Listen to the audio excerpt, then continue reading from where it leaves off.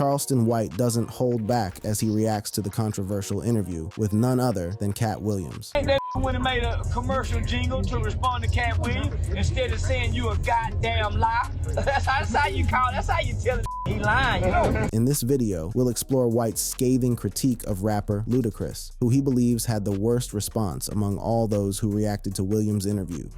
Charleston White comments. Everybody overlooking the fact that Ludacris, he responded with a rap song. That lets you know how up this. Charleston White doesn't hold back as he dives into Ludacris' response to Katt Williams' interview. According to White, Ludacris had the worst reaction out of all those who responded. White provides a critical analysis of Ludacris' response to Katt Williams' interview. In his reaction video, Charleston says, "It was the absolute worst. Ludacris, bro, you really gonna go and make a jingle song instead of calling him out for lying? That's how you gonna handle it? Come on, man." That's right, folks. Charleston White didn't hold back in his criticism of Ludacris. He believes that Ludacris missed the mark completely by choosing to respond with a rap song instead of directly addressing the serious allegations made by Katt Williams. It's true, Ludacris. You came out of that weird room looking all bow-legged. It's a fact, bro, you're looking guilty. And instead of addressing the accusations head on, you decide to drop a little freestyle? Come on, man. Katt Williams was 100% right about everything he said, and this response just makes you look even more suspicious, Charleston said. Come back with a rap song, a hell of a rap song. Ain't rapped in 20-some years. This made a rap song in 20 years. Soon as Katt Williams said, "Hey, I seen you coming out that funny room though.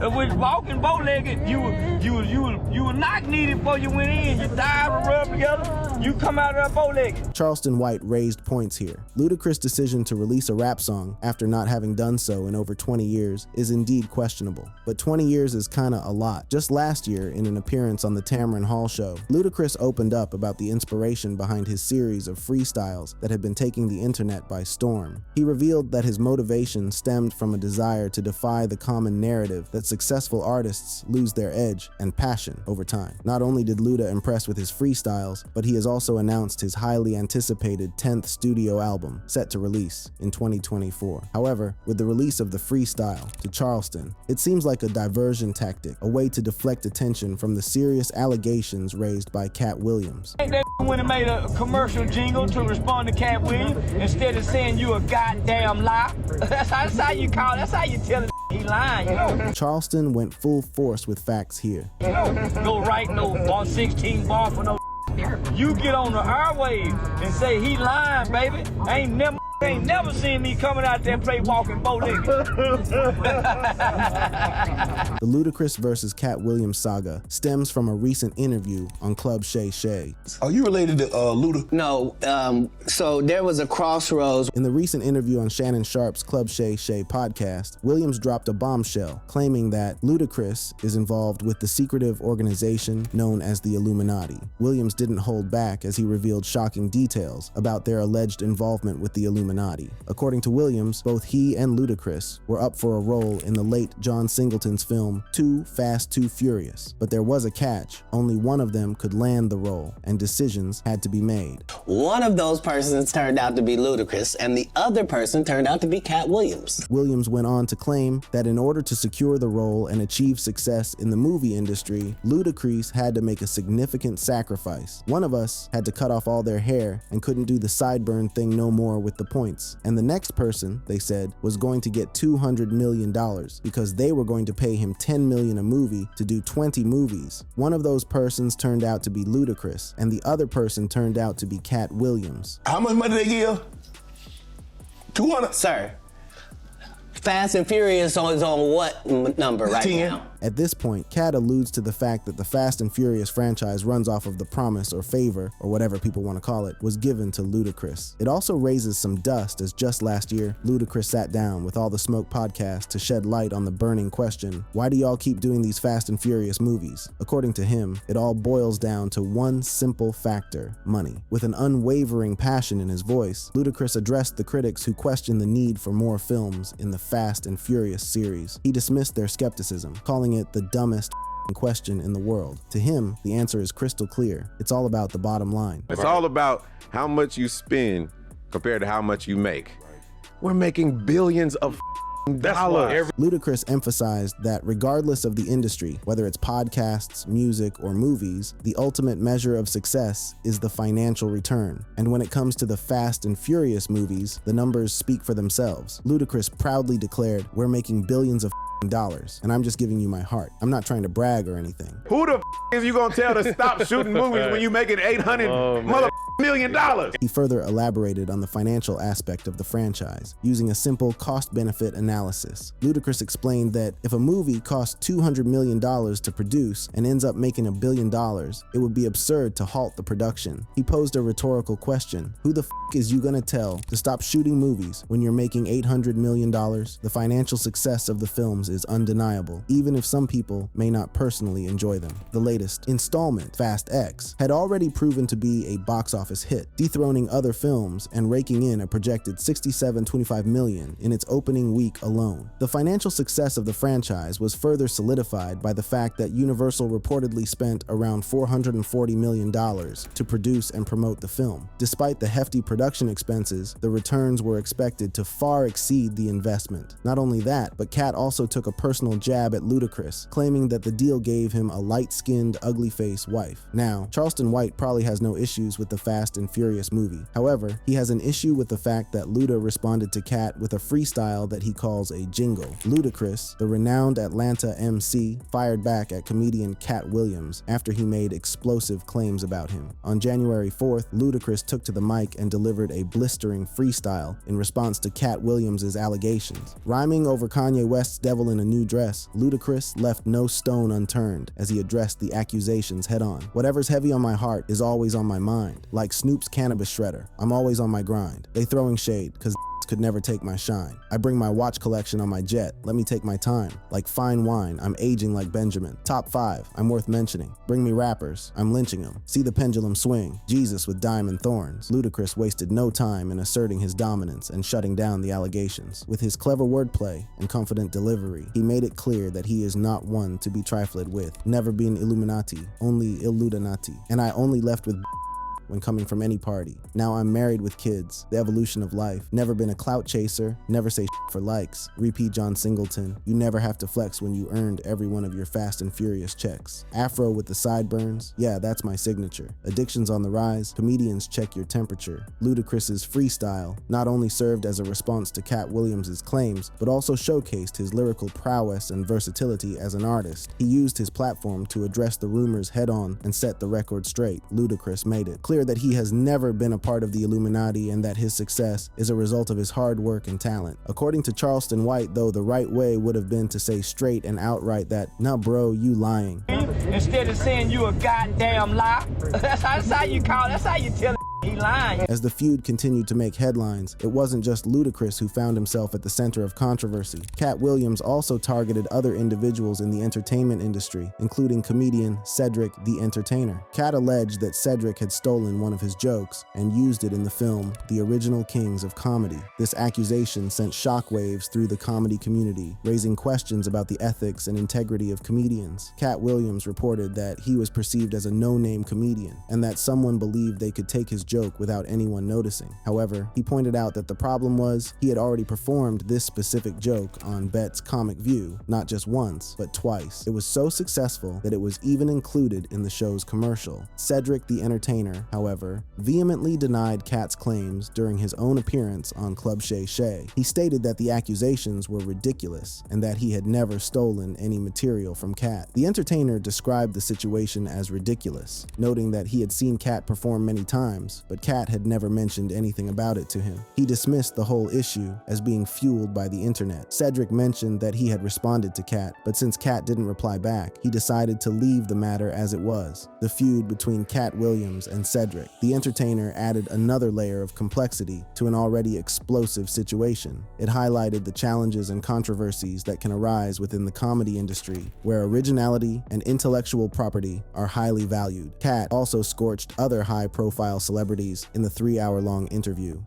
Katt Williams versus the world. In the world of comedy, few names shine as brightly as Kevin Hart. With his infectious energy, relatable humor, and skyrocketing success, Hart has become a household name and one of the highest paid comedians in the industry. But according to Katt Williams, there's more to the story than meets the eye. During his explosive interview on the Club Shay Shay podcast, Katt Williams didn't hold back when it came to Kevin Hart. He made bold claims that challenged Hart's rise to fame and questioned his comedic prowess. Williams started by stating, "In 15 years in Hollywood, no one in Hollywood has a memory of a sold-out Kevin Hart show, there being a line for him, ever getting a standing ovation at any comedy club." Williams went on to suggest that Hart's success was not entirely earned. He claimed that Hart already had his deals in place when he arrived in Hollywood, and questioned how he managed to secure his own sitcom and lead film roles so quickly. Williams even went as far as to imply that Hart was a plant, insinuating that there were gatekeepers in Hollywood who paved the way for his success. But Williams didn't stop there. He revealed that during a 5-year period, every movie that Hart did was originally on his desk. Williams claimed that he had requested changes to the scripts, removing what he referred to as step and fetch it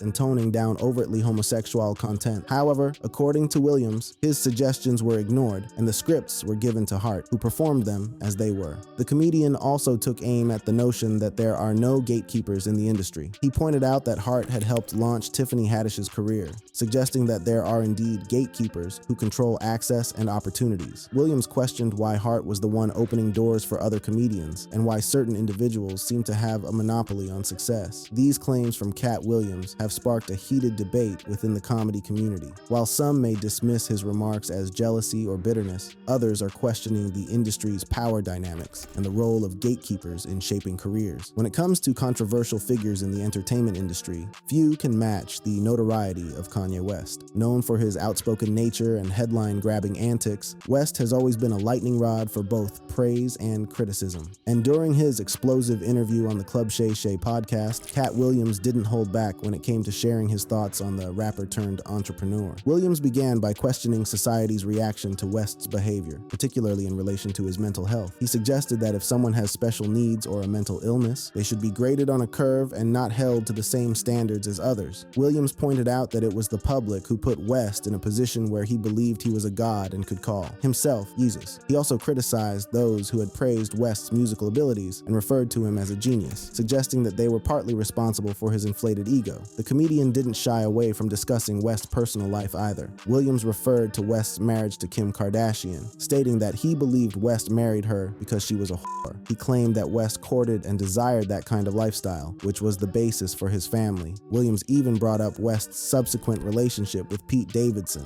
suggesting that if West wasn't good enough for Davidson, it reflected poorly on his own standing. Williams also questioned society's expectations of West, drawing a comparison to sports. He asked why people would criticize a basketball player for not scoring hockey goals, emphasizing that West's talents and interests should be evaluated within their own context. He challenged the notion that West should conform to traditional expectations and questioned what exactly society wanted from him. It's important to note that these are Katt Williams' opinions and observations, and they may not necessarily reflect the full truth or capture the complexity of West's experiences and actions. However, they do shed light on the public's fascination with West's personal life and the challenges he faces as a public figure. Kanye West has not publicly responded to Williams' comments at the time of this video, but given his history of engaging with critics and defending his actions, it wouldn't be surprising if he were to address these remarks in the future. Williams made shocking allegations, claiming that Weinstein had offered to perform a sexual act on him in front of his agency. He stated, "They canceled me for talking about Harvey Weinstein before the thing came out, but he offered to suck my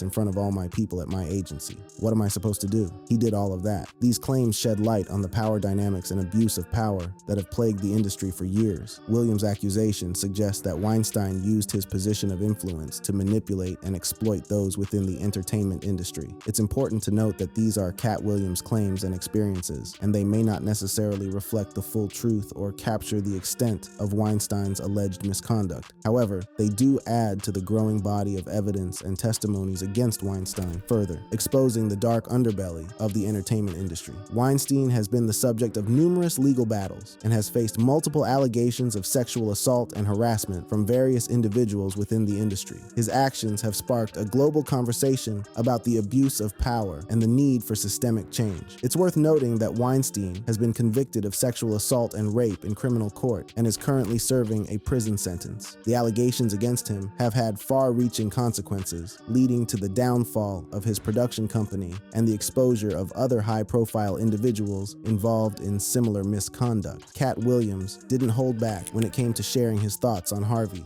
Williams began by challenging Harvey's claim of being a movie star. He questioned why there were no scripts in Hollywood that called for a country bumpkin black dude like Harvey, who, according to Williams, couldn't talk well and resembled Mr. Potato Head. Williams suggested that Harvey's success in the industry was not due to his acting abilities, but rather his ability to navigate the politics of Hollywood. The comedian also addressed Harvey's decision to step away from stand-up comedy. Williams claimed that Harvey stopped doing stand-up because of a comedy battle they had in Detroit, where Williams allegedly exposed Harvey's baldness, leading to his inability to perform stand-up anymore. Williams challenged Harvey's narrative of transitioning from stand-up to hosting multiple TV shows, suggesting that the real reason was his defeat in the comedy battle. Williams further criticized Harvey's storytelling, claiming that he often revised history to fit his own narrative. He pointed out that Harvey had previously claimed to have been homeless, which Williams disputed, citing Mark Curry's presence on tour with Harvey 25 years ago. Williams accused Harvey of rewriting history and creating a false narrative to enhance his image. These comments from Katt Williams shed light on the competitive nature of the comedy industry and the challenges faced by comedians in maintaining their authenticity and credibility. Williams's remarks suggest that there may be underlying tensions and rivalries within the industry that are not always visible to the public. Steve Harvey has not publicly responded to Williams' comments at the time of this video. However, given Harvey's history of addressing criticism and engaging in public discourse, it wouldn't be surprising if he were to address these remarks in the future. Michael Blackson has made a name for himself as the self-proclaimed African king of comedy. However, during his explosive interview on the Club Shay Shay podcast, Katt Williams didn't hold back when it came to sharing his thoughts on Blackson. Williams started by making a bold claim about Blackson, stating that most comedians don't get booed enough, and that's how someone like Blackson ends up in the spotlight. He referred to Blackson as a real African doing a fake African accent, suggesting that Blackson's persona and comedic style were not authentic. Williams also questioned Blackson's claim to be the African king of comedy, pointing out that there are comedians in Africa who are doing comedy in their own countries. He challenged Blackson to go to Africa and put in the work to truly earn the title he has bestowed upon himself. These comments from Katt Williams shed light on the competitive nature of the comedy industry and the challenges faced by comedians in establishing their unique identities. Williams' remarks suggest that there may be a discrepancy between the image Blackson portrays and the reality of his comedic abilities. Michael Blackson has not publicly responded to Williams' comments at the time of this video. However, given Blackson's outspoken nature and active presence on social media, it wouldn't be surprising if he were to address these remarks in the future. The interview took a contentious turn when Katt Williams turned his attention to comedian Ricky Smiley. Williams didn't hold back in his criticism, accusing Smiley of being an inferior comedian and questioning his acting abilities. Williams claimed that he had put a stipulation in his contract, stating that he wouldn't work with Smiley again unless he wore a dress in the film. According to Williams, Smiley fulfilled this requirement in his next movie, First Sunday. These bold statements have sparked a heated exchange between the two comedians, with Smiley responding on his radio show and expressing his disappointment in Williams' remarks. As we continue to unravel the explosive revelations from Katt Williams' interview, we can't help but wonder how this feud will unfold in the comedy world. The interview took an unexpected turn when Katt Williams shifted his attention to actor Jonathan Majors. Williams made a surprising comment, expressing his fear of being in a relationship with a white woman, jokingly suggesting that he might end up running down the street like Jonathan Majors. While Williams clarified that he had no personal issue with white women and believed they were as great as any other women, he playfully alluded to the stereotype of white women being aggressive or controlling. Katt Williams didn't hold back when discussing fellow comedian Joe Rogan. Williams made a surprising claim, suggesting that Rogan didn't want him as a guest on his show. According to Williams, Rogan had a preference for pushing out comedians who he believed had never been funny. These remarks have raised eyebrows and sparked speculation about the dynamics between Williams and Rogan.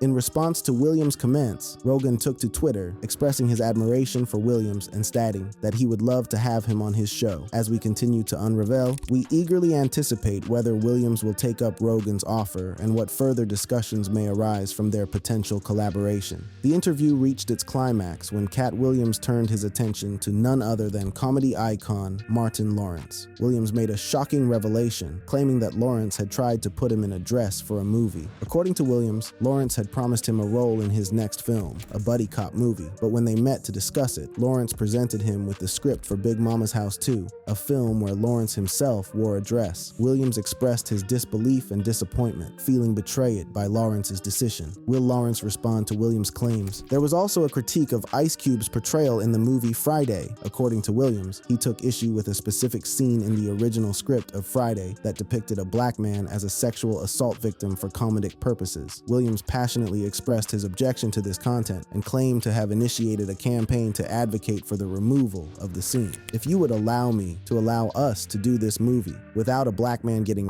in it, I promise you that it will be twice as funny as it would be without him getting. Yes, he also went for Diddy. Cause P. Diddy be wanting to party, and you gotta tell him no. You got to tell him no. I did. According to Williams, he received an invitation from Diddy to attend a gathering that he described as a gay party. However, Williams made it clear that he declined the invitation, emphasizing his dedication to safeguarding his integrity and personal boundaries. Just to protect my integrity and that virgin hole I was telling you about, right? Like Ludacris said, take your time, like my watch collection, so fine. In this digital vine, our content's like wine. Click the cards, see the magic, let our paths intertwine.